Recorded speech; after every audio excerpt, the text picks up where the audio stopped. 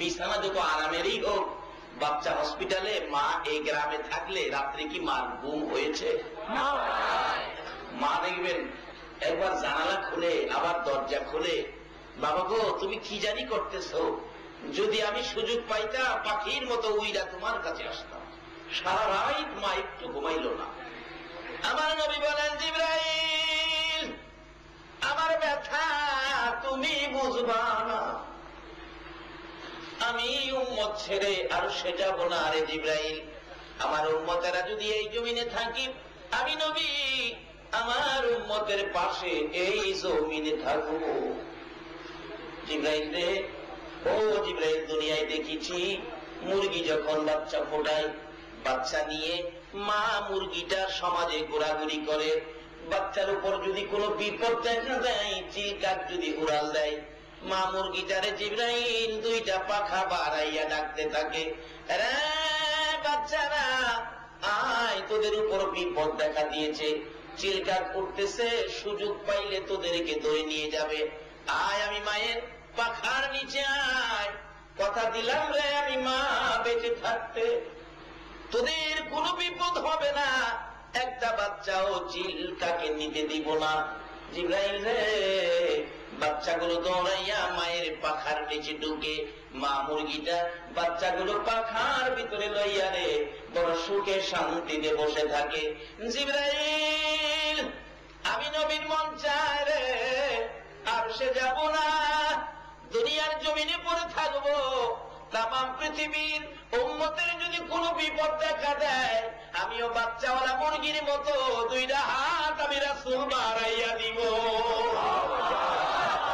আমার মন চায় তামাম পৃথিবীর উম্মত গুলো বাচ্চাওয়ালা মুরগির মতো হাতের মধ্যে লইয়া মদিনার মাটিতে সুখে শান্তিতে পড়ে থাকি।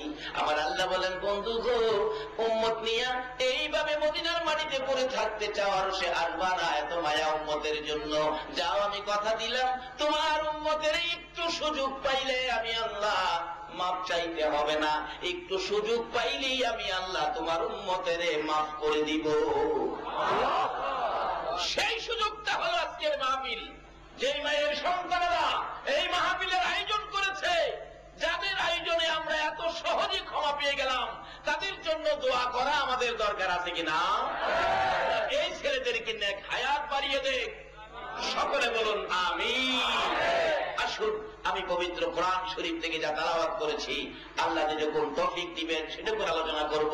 আসুন আলোচনায় যাই, তার আগে মহব্বতে আর একটু দরুদ শরীফ পড়ুন, আলোচনায় ঢুকে যায়। আল্লাহুম্মা সাল্লি আলা সাইয়্যিদিনা মুহাম্মাদ, আল্লাহুম্মা সাল্লি আলা সাইয়্যিদিনা মুহাম্মাদ, নাবিয়ানা শাফিয়ানা মাওলানা মুহাম্মাদ, নাবিয়ানা শাফিয়ানা মাওলানা মুহাম্মাদ। জগতে পাগল কাবার জন্য, কাবা পাগল মাবুদের, জগতে পাগল কাবার জন্য, কাবা পাগল মাবুদের। হায়রে মাবুদ পাগল নবীর জন্য, নবী পাগল উম্মতের। হায়রে মাবুদ পাগল নবীর জন্য, নবী পাগল উম্মতের। আল্লাহুম্মা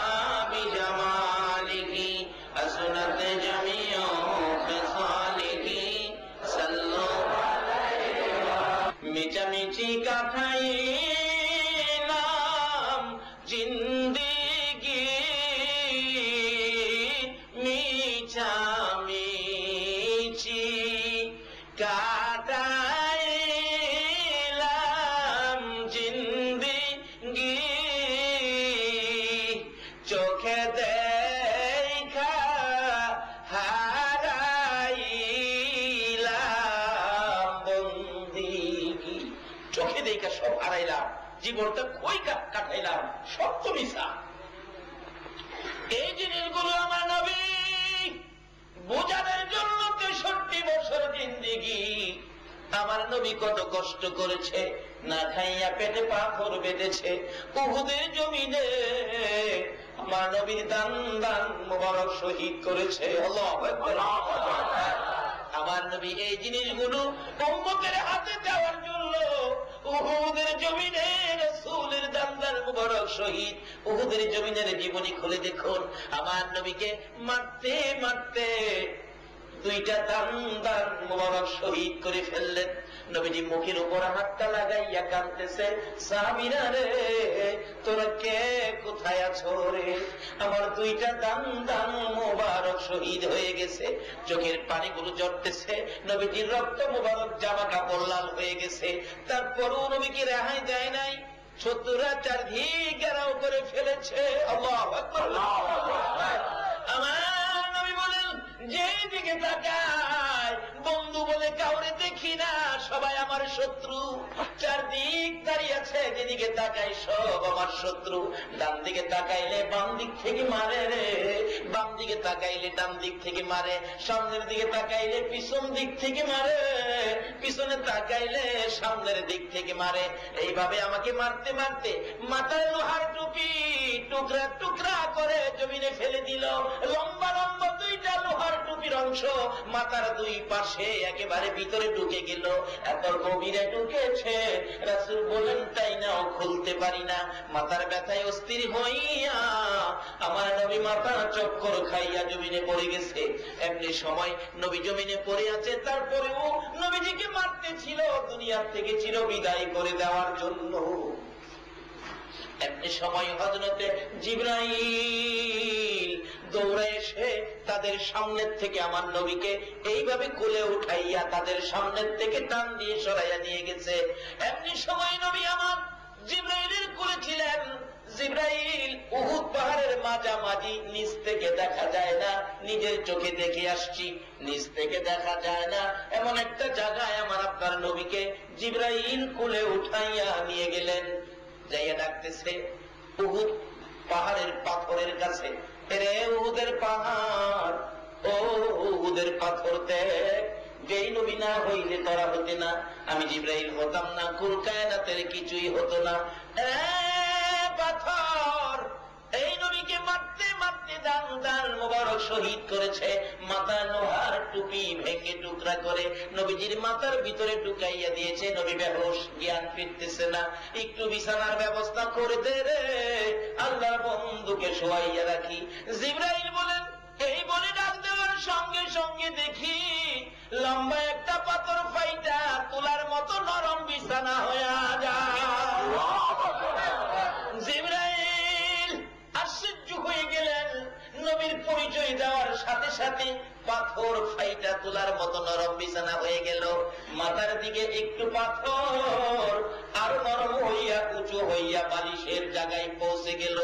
নবীজিকে বিছানার মধ্যে শোয়াইয়া জিবরাইল মাথার পাশে বসে ডাকতেছে, হুজুর আল্লাহর নবী গো, জ্ঞান ফিরতেছে না আপনার। নবীজি হঠাৎ করে চক্ষু 2টা খুলে ডান দিক তাকাইয়া দেখে জিবরাইল বসা। নবী চোখের পানিগুলো জর্জর করে ছেড়ে দিলেন। জিবরাইল রে, আমি আর কত মার খাবো রে জিবরাইল। জিবরাইল বলে, ইয়া রাসূলুল্লাহ কাঁদবেন না, আর কেহ আপনাকে মারবে না, আমি আপনাকে তাই না উহুদ পাহাড়ের উপরে নিয়ে আসছি, আর আপনাকে কেউ মারতে আসবে না। ও জিবরাইল, আমার 2টা দান দান বড় শহীদ, মাথা ভেঙে গেছে রে, ব্যথা সহ্য হয় না।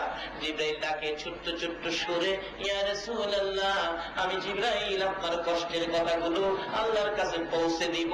আল্লাহর বন্ধু গো, বলুন দাঁত ভাঙ্গা ব্যথা আপনার কাছে কেমন লাগতেছে? হুজুর আমি জিবরাইলের কাছে বলো, মাথা ভাঙ্গা ব্যথা কেমন লাগতেছে? আমার নবী 2টা চোখের পানি জর্জর করে ছেড়ে দিয়ে ডাকে, জিবরাইল জিবরাইল রে, দাঁত ভাঙ্গা ব্যথা কেমন লাগে জিগাইলি, মাথা ভাঙ্গা ব্যথা কেমন লাগে জিগাইলি, আমার উম্মতের ব্যথা কেমন লাগে জিগাইলি না।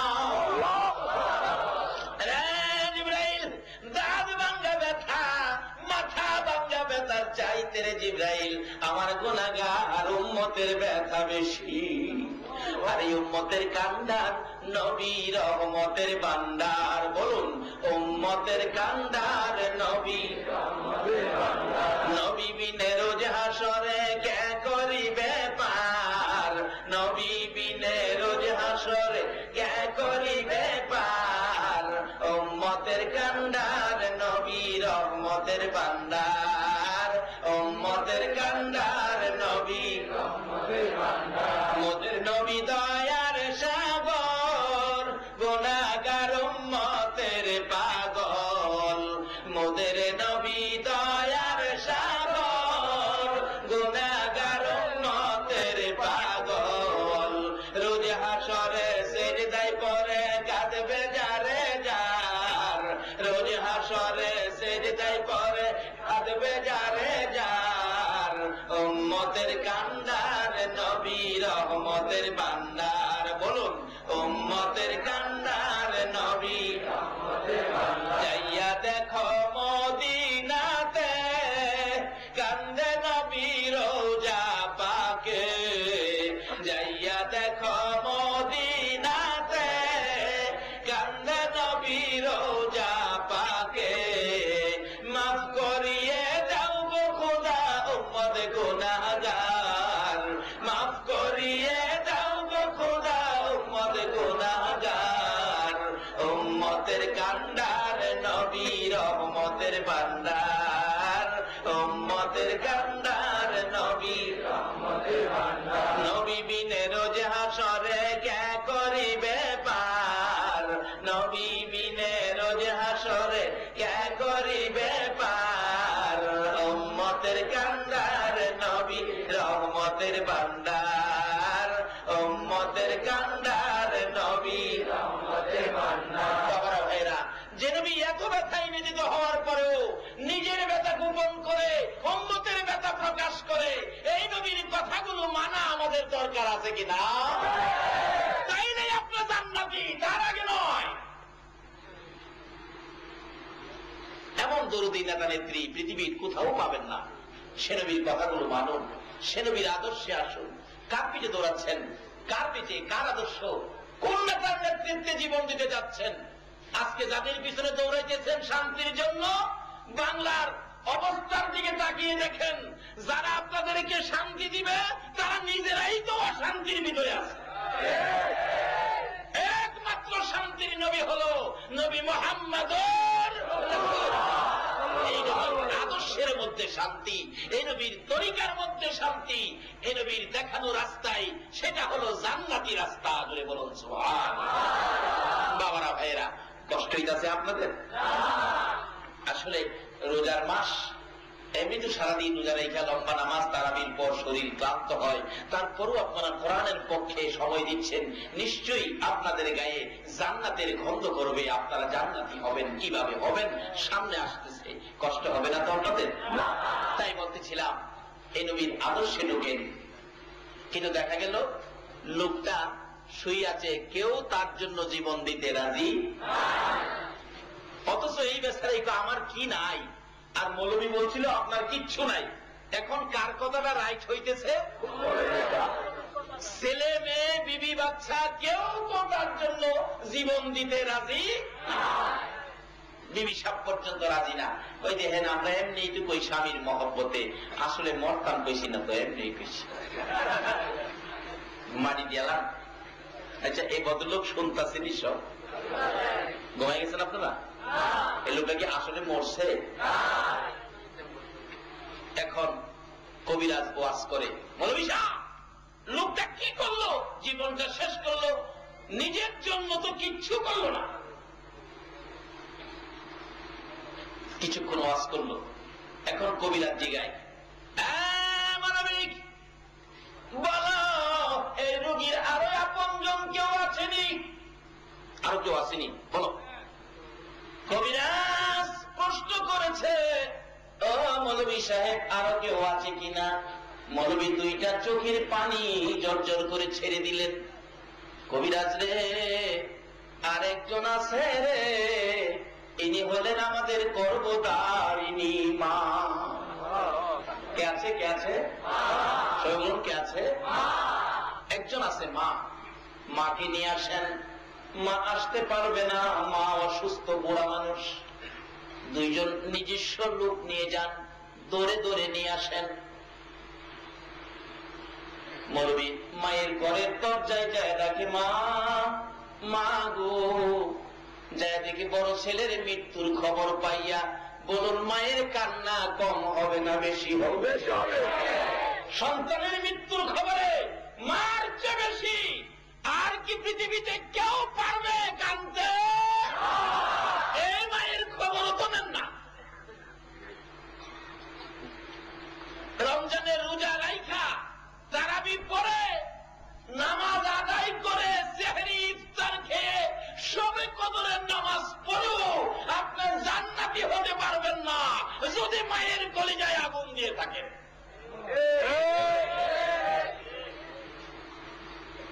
কারণ নবীর কথা মানেন। নবী বলেছে জান্নাত মায়ের। কোথায় জানি? সবাই বলুন, কোথায়? আচ্ছা, এটা বাস্তবে বোঝা দরকার। আমরা তো বাঙালি, না বুঝা কাজ করতে রাজি না। আগে করছি না বুঝা দৌড়াদৌড়ি করছি, কিন্তু অন বুঝা কাজ করি। বাস্তবে আসেন, মার পায়ের নিচে জান্নাত। নবী বলছে, কথাটা বাস্তবে নেন, সত্য কিনা এটা প্রমাণে বাস্তবে নিয়ে যান। দেখবেন 7-8 মাসের একটা ছেলে। আমরা তো একদিন 7-8 মাসের ছেলে ছিলাম না? মার দিকে যান, মা ঘুম পাড়াইয়া রান্না করে রান্নার কাজে ব্যস্ত। কিন্তু এমন এক মুহূর্ত মা রান্না করে আসা সম্ভব না। বাচ্চার ঘুম ভেঙে বাচ্চা মা মা বলে কাঁদতেছে। মা মা, কি কান্না? দাদি দৌড়ে গিয়া নাতি কোলে নিয়ে বলতেছে, নাতি কান্দিস না, আমি তো দাদি লাগি। কান্না তো থামে না।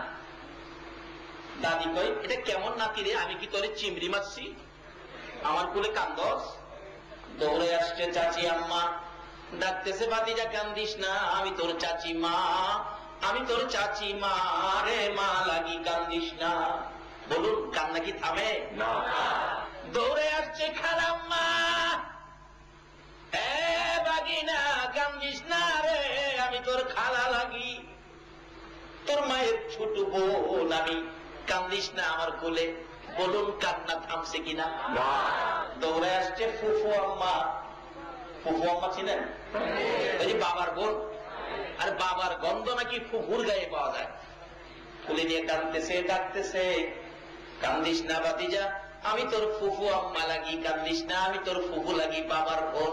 তোর বাবার গন্ধ দেখ, আমি ফুফু আম্মার গায়ে লাগে। তারপরেও কান্না থামে না। চাচি খুলে নিলেন, কান্না থামে না।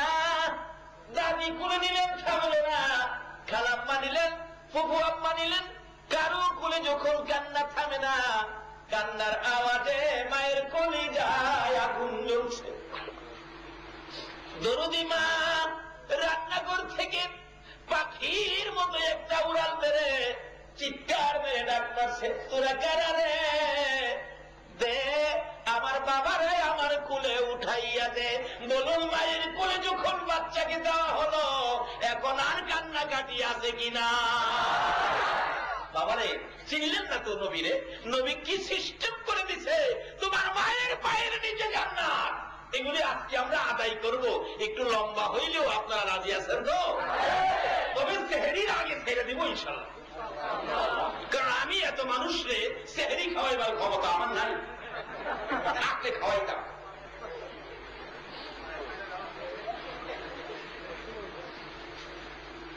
এত মা, দরদি মা, গলা কাটা মুরগির মতো লাফাইতেছে, কাঁদতেছে বড় ছেলের মৃত্যুর খবর পায়া। মৌলবী ডাকে, মা তোমার ছেলে ভালো হবে গো, মা তোমার যাইতে হবে। মা উঠতে পারতেছে না, গলা কাটা মুরগির মতো লাফ নামতেছে। বাবারে আমার তাড়াতাড়ি রয়ে যাও। দুইজনে ধরে ধরে নিয়ে যাইতেছে। কাছাকাছি যাওয়ার পরে মা দূর থেকে ডাক মারছে, রে কবিরাজ যাইস না রে, আমি মা এসে গেছি। কে আইছে? সবাই বলুন, আমি করবো পায়ে দিয়া, বিষ আপনার শরীরে ঢুকবে, আপনি মা মরে যাবেন। আপনার ছেলে ভালো হবে, বলুন মা তাতে রাজি হবে কিনা?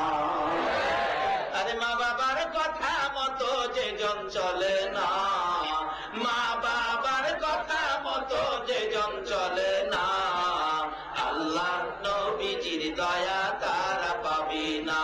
আইরে আল্লাহ নবীজির দয়া তারা পাবে না। একজন রাজি হইব, বলুন এই লোকটাকে? ছেলেও না, মেয়েও না, বিবিও না, এই লোকটাকে মা। একটা চিৎকার মারছেন, কবিরাজ আমি রাজি রে, আমি রাজি,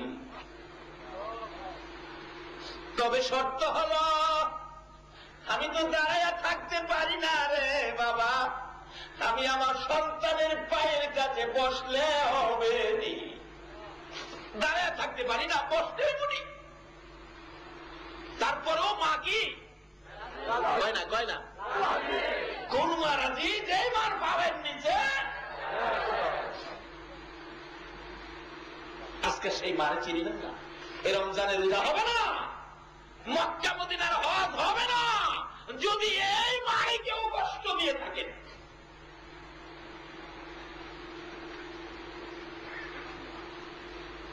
কবিরাজ ডাকে, মা কি ব্যাপার? কেউ তো রাজি হলো না, আপনি যে রাজি হলেন।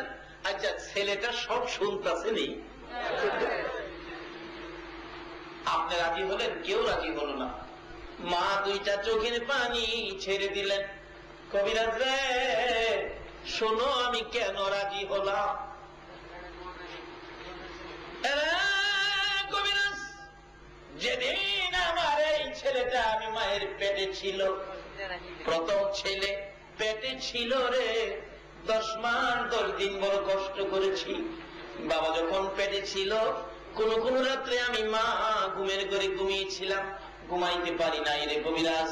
আমার পেটের ভিতর থেকে লাথি মারছে, ঘুম থেকে উঠে গেছি, আবার লাথি মারছে, তাড়াইয়া গেছি, আবার লাথি মারছে, জিব্বা কামড়াইয়া সহ্য করেছি, কারো কাছে কই নাই রে। ওই দরজার পাশে দাঁড়াইয়া রয়েছি, কোন কোন দিন দাঁড়াইয়া থাকতে থাকতে মসজিদে আজান হয়ে গেছে, সারা রাত না ঘুমাইয়া কাটাইছি। এটাই শেষ নয় রে কবিরাজ, যেদিন আমার এই বাবা দুনিয়ার জমিনে আসবে 3 দিন আগের থেকে ব্যথা শুরু হয়েছে। প্রথম দিনের ব্যথা কবিরাজ রে কারো কাছে কই নাই, লজ্জা জিব্বা কামড়ায় সহ্য করেছি। দ্বিতীয় দিনের ব্যথা আরো কষ্ট হয়েছে, সহ্য করেছি, কারো কাছে কই নাই। তৃতীয় দিনের ব্যথা রে সহ্য করতে পারি নাই রে কবিরাজ, বেহুশ হয়ে গিয়েছিলাম। আমার শাশুড়ি দৌড়ায় এসে বালতির পর বালতি পানি আমার মাথায় দিয়েছে, জিজ্ঞেস করেছে বৌমা কি হয়েছে? মুরব্বী মহিলারা বলছে অন্য কিছু না, আপনার বৌমার সন্তানাদি হবে। কবিরাজ, মুরব্বী মহিলারা আমার ঘর ভরে গেছে, ব্যথায় অস্থির হইয়া সহ্য করতে পারছিলাম না। মুরব্বী মহিলাদেরকে ডেকে ডেকে বলেছিলাম, মহিলারা গো তোমাদের পায়ে ধরি, আমার একটা দাও, হাতে তুইলা দাও না, আমি গলা কাইটা নিজের জীবন নিজে দিয়া দেই। বাচ্চা প্রসবের ব্যথা এত কষ্ট আমি মা সহ্য করতে পারি না। কবিরাজ, মুরব্বী মহিলারা দাও জাতীয় সবগুলো জিনিস ঘর থেকে বাহিরে পালাইয়া দরজা বন্ধ করে দিল। আবার বলছিলাম, মহিলারা গো আমার কষ্টের কথা তোমরা বুঝতে পারতেছ না গো, তোমাদের পায়ে ধরি, আমার 2 টাকার বিষ কিনা দাও, আমার আর সন্তানের স্বাদ নাই, আমি বিষ খাইয়া জীবন দেই, আর কলিজা মানে না ব্যথা। মহিলারা মাথায় হাত বোলাইয়া বলছিল, মা পাগলামি করিস না রে, সন্তানের মা হইতে কষ্ট আমরাও করেছি, আল্লাহরে ডাকো, আল্লাহ 2টা 2 জায়গায় করে দেয় রে কবিরাজ। ওই ব্যথা সহ্য করতে না পেরে আল্লাহ গো কইয়া যখন চিৎকার মারতাম, আল্লাহর আরশ পর্যন্ত থরথর করে কাঁপতো। আমার আল্লাহ বলেন, ফেরেশতারা রে আমার আরশ কেন কাঁপে রে ফেরেশতারা? ফেরেশতারা বলেন, প্রভু গো ওই মা সন্তান প্রসবের ব্যথায় আল্লাহ আল্লাহ বলে ডাক মারছে, ব্যথা সহ্য করতে পারছে না, সেই ডাকে তোমার আরশ পর্যন্ত কাঁপতেছে। আমার আল্লাহ বলেন, ফেরেশতারা রে যে মা সন্তান প্রসবের ব্যথায় এমন ডাক ডাকি আমার আরশ পর্যন্ত কাঁপে রে ফেরেশতারা। তারা সাক্ষী হয়ে যা, ওই মায়ের এক একটা ডাকের বিনিময় আমি আল্লাহ এক একটা কবুল হজের নেকি দান করে দিলাম। তোমার আমার মায়ের প্রসব বেতার যন্ত্রণা দেখে আমার আল্লাহ কবুল হজের সওয়াব দিল। আমাদের যে খেদমতের নির্দেশ করেছে আমরা সেই কাজে শরীক হইলাম কিনা? আরে মা বাবার কথা মতো যে জন চলে না, বলুন মা বাবার কথা মতো যে জন চলে না, আল্লাহ নবীজির দয়া তারা পাবি না। আরে আল্লাহ নবীজির দয়া তারা পাবি না। মা বাবাকে দুঃখ দিলে নামাজ রোজা যাইবি ফলে, মা বাবাকে দুঃখ দিলে নামাজ রোজা যাইবি ফলে, মার কলিজায় আঘাত দিলে ক্ষুধা সহে না, মার কলিজায় আঘাত দিলে ক্ষুধা সহে না, আল্লাহ নবীজির দয়া তারা পাবি না। আইরে আল্লাহ নবীজির দয়া তারা পাবি না। মা বাবা অতি আপন, মা বাবার করো যতন, মা বাবা অতি আপন, মা বাবার করো যতন, তিন কথার সাথী পায়া বুইলা যায়ও না, তিন কথার সাথী পায়া বুইলা যায়ও না, আল্লাহ নবীজির দয়া তারা পাবি না। আরে আল্লাহ নবীজির দয়া তারা পাবি না। মা বাবার কথা মতো যেজন চলে না, মা বাবার কথা মতো যেজন চলে না, আল্লাহ নবীজির দয়া তারা পাবি না। আরে আল্লাহ নবীজির দয়া তারা পাবি না। বাবারে, এই মা বাবা কত দরদি, বাজার আছে দেখবেন সেহরির সময় কত সুন্দর করে রাখে, বাবা উঠো, বাবা আব্দুর রহমান সেহরির সময় হয়েছে বাবা। আচ্ছা, এই মজারটা মা ছাড়া অন্য কেউ দেয় না।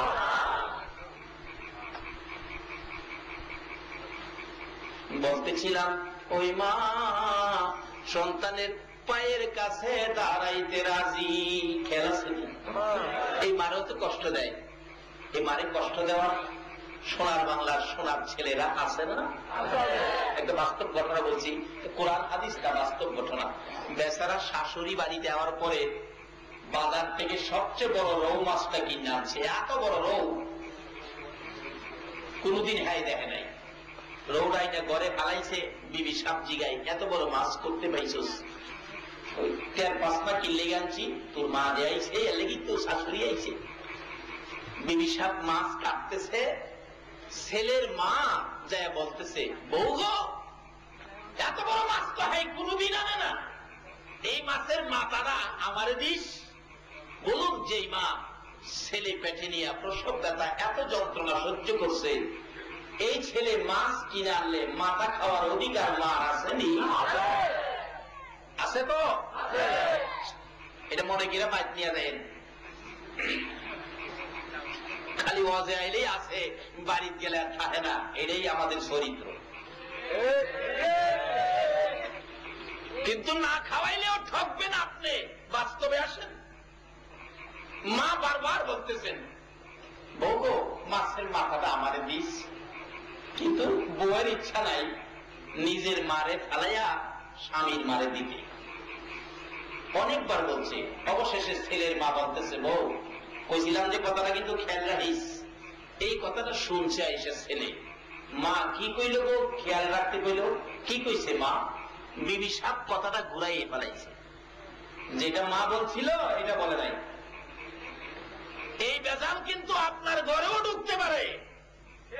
বাবারে, মা বাবার বিরুদ্ধে কোন কমপ্লেন যদি বিবি সাপ দেয়, মারে না জিগাইয়া অ্যাকশনে যায় না।